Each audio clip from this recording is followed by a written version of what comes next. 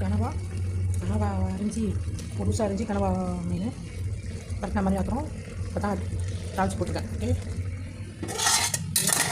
மீன் குழம்பு காய்ச்சி வச்சு சங்கரா மீன் குழம்பு காய்ச்சி வச்சு மீனை பட்டி வச்சுக்கோங்க இருக்கு. ஓகே ஃப்ரெண்ட்ஸ், செஞ்சோன்னே சாப்பிட போகிறோம். நாங்கள்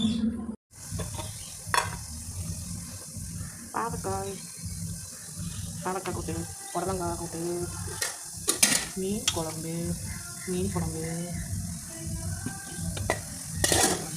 கனவா மீன் ஓகே, கனவா மீன் அதுக்கப்புறம் மீன் குழம்பு மீன் வறுவல் ஓகே, மீன் பொரியல்